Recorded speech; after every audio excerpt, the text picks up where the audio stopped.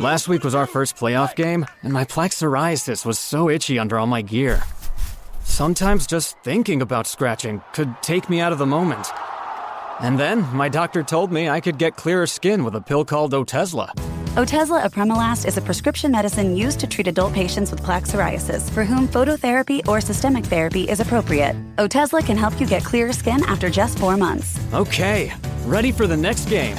Talking to my doctor about a pill was a total game changer. Don't use Otezla if you're allergic to it. Get medical help right away if you have trouble breathing or swallowing, swelling of the face, lips, tongue, throat, or arms. Severe diarrhea, nausea or vomiting, depression, suicidal thoughts, or weight loss can happen. Tell your doctor if any of these occur and if you have a history of depression or suicidal thoughts.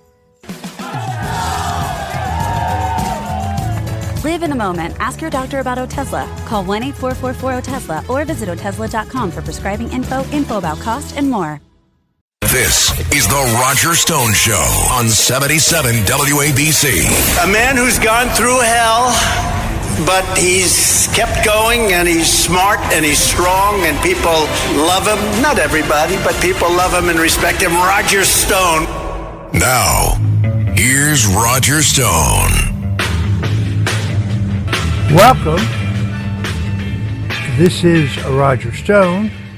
Welcome to the very special July 4th weekend edition of the Roger Stone Show, right here at 77 WABC, the most dynamic, influential, and powerful AM station in all of America. Have you ever been doxxed? Doxing is when someone takes your private information, like your Social Security number or your cell phone number or your home address, and posts it on the internet. This past Tuesday, a woman who's on X, formerly known as Twitter, who calls herself, I guess it's Malay, M-A-I-L-E, Malay PR, posted a page from the sealed indictment against me in the Mueller witch hunt. You remember that case? That's the one in which I was convicted on all counts and then exonerated when a federal judge ordered Robert Mueller to disgorge his long-rejected hidden final report, in which even Mueller couldn't sugarcoat the fact that he had found no evidence of Russian collusion, WikiLeaks collaboration, or any other illegal activity, for that matter. It became very clear then that I had simply been charged, impoverished, and pressured so that I would testify falsely against President Donald Trump, which of course I refused to do. The President would later commute my sentence and give me a full and unconditional pardon because, well, I did nothing wrong. In any event, Malay posted my cell phone number, also what was Donald Trump's apartment number in New York, what was then Donald Trump's cell phone number, and what was then Donald Trump's office number, all of them coming from the sealed indictment, which is not supposed to be public. Now, Malay posted this information, which is not only against the rules of X, formerly known as Twitter, but also illegal, at approximately 11 o'clock at night. At 11:30, I got the first cell phone call from a no-caller ID number. "Your wife has been in a terrible accident," a man said. "You need to head to the hospital immediately." He then hung up. Well, since my wife was laying right next to me, I knew that was a lie. But that will give you some flavor of what happened next. This was the beginning of a torrent of anonymous hang-ups and death threats of various varieties. At a little past midnight, I simply stopped answering. By 7 a.m., my phone showed that I'd had over 240 such calls. Frankly, I didn't go back to listen to the messages since most of them are vile. But then I took a closer look at Malay, M-A-I-L-E, on X, formerly known as Twitter. as Twitter. For the last week, she's been online trying to use the recently released Epstein legal documents in an effort to distort the truth about the relationship between Donald Trump and Jeffrey Epstein.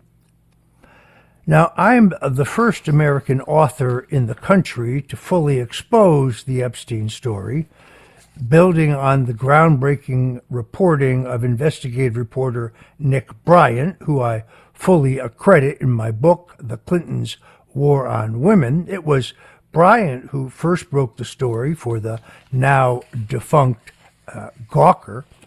But here's what we do know. Yes, it's certainly true that Donald Trump and Jeffrey Epstein knew each other. Yes, Donald Trump was on Epstein's plane exactly twice, to Palm Beach on a Friday and returning from Palm Beach to New York City, actually Teterboro, on a Sunday. On both occasions, Donald Trump was with his then-wife Marla Maples and his daughter Tiffany on the plane. Donald Trump never visited Epstein Island. In fact, Trump cut Epstein off after Epstein made an indecent proposal to a woman working at the spa at Mar-a-Lago, and before Epstein was convicted for sex crimes in Florida. You may remember that the Palm Beach city police chief conducted a full undercover investigation of Jeffrey Epstein and handed the state's attorney a case for child sex trafficking, rape of a minor, and other more serious crimes that would have ended Epstein where he belonged, behind bars for life. But the state's attorney strangely charged Epstein with one count of solicitation. After the police chief objected, that was changed to one count of solicitation of a minor. Epstein was sentenced to a 15-month sentence, of which I believe he only served 11 months. Now, the Clintons, on the other hand, visited Epstein's island 17 individual times. It was Jeffrey Epstein who provided the seed capital for the Clinton Global Initiative as well as the Clinton Foundation. But the key thing is that the Clintons continued to receive both political and charitable donations from Epstein after he was convicted of sex crimes in Florida. The Clintons had a much closer relationship with Jeffrey Epstein, but this woman at Malay Public Relations is a propagandist and, well, I hate to say it, a fraud. Thanks to my friend Liz Crokin for pointing out that the woman at Malay, M-A-I-L-E-P-R, has been seeking to distort the truth about the Jeffrey Epstein and Donald Trump relationship while entirely ignoring the fact that it is the Clintons who were tight with Epstein.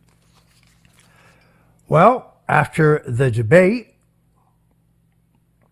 and the Supreme Court ruling, which grants President Donald Trump immunity from acts undertaken during his presidency, the Democrats are in complete disarray. The Democrat governors met recently with Biden, and although they made a statement that was supportive, according to those present, Biden said there was nothing wrong with his health, only his brain.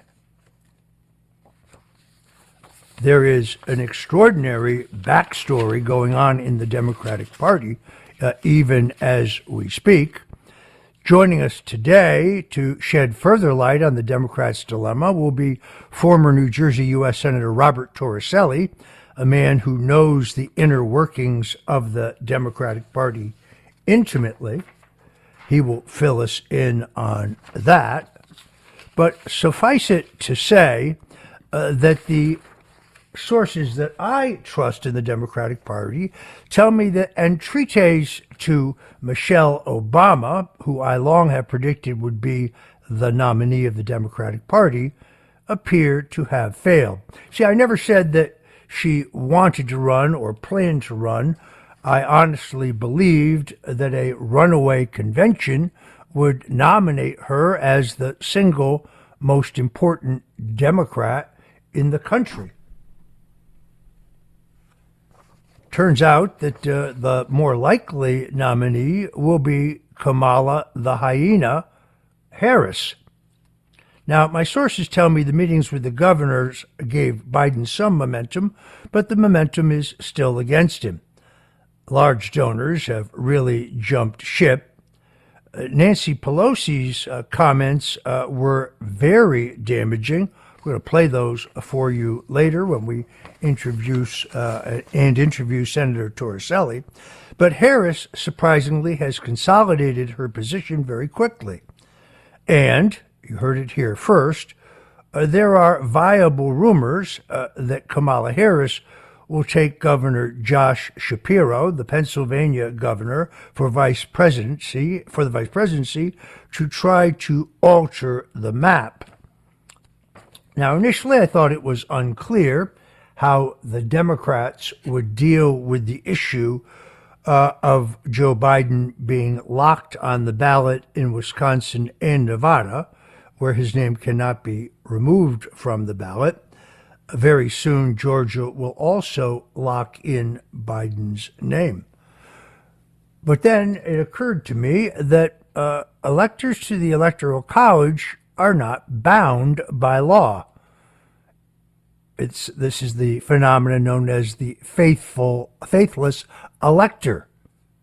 In fact, in 1960, a number of electors who were on slates certified by President John F. Kennedy in southern states actually cast their vote for Senator Harry F. Byrd Sr. Of Virginia. Now, this does not speak to the complexity of convincing people in Wisconsin and Nevada and perhaps Georgia. Texas is also going to lock its ballot relatively soon, that when they cast a vote for Biden, they're actually voting for the Democratic nominee, who at this juncture, we're not even sure who that is. But it does, of course, remind people of the situations regarding Joe Biden. I don't know about you, but I don't want somebody who is clearly suffering from severe mental deterioration with their finger on the nuclear trigger. This is why I'm very interested in Senator Bob Torricelli's analysis of the situation, and we have that coming up, as I said. Also joining us on the Roger Stone Show today, Colonel Douglas McGregor, who is someone I respect enormously in terms of his background and his unique perspective on America's geopolitical place in the world. He joins us with a grave warning and a solid prescription for America. And then George Papadopoulos, like me, a victim of the Mueller witch hunt, will join us to talk about what is happening around the country. I also want George to get into exactly what happened to him.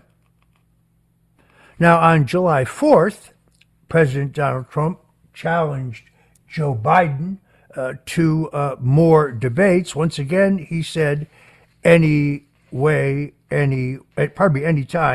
anywhere. Amazing to me that everyone has forgotten that President Trump and President Biden have already agreed to a second debate, an ABC debate that is scheduled for September 10th. While I generally thought the best thing for President Trump to do while the Democrats are in the process of self-destructing was to sit back and say nothing, well, that's not Donald Trump's style. And on July 4th, he let rip, challenging Biden to a series of debates. I don't think the Democrats can afford to have Joe Biden on the debate stage again. Yet, only Friday, actually Thursday, at the White House, Biden yet again seemed confused and disoriented. He earlier told the Democratic governors in a private meeting there was nothing wrong with his health, only with his brain. The meltdown of the Democrats kind of reminds me of the statement that I often attributed to Napoleon, although I think it was actually Wellington who said, "Never interrupt your enemy while they are in the process of destroying themselves." Exactly what's going on today. 2 weeks ago, a paid Democrat activist posing as a progressive filmmaker, a woman named Lauren Windsor, released an illegally recorded video of me at Mar-a-Lago where I had the audacity to say that Republicans should use every legal and technical tool to ensure that the next election is honest.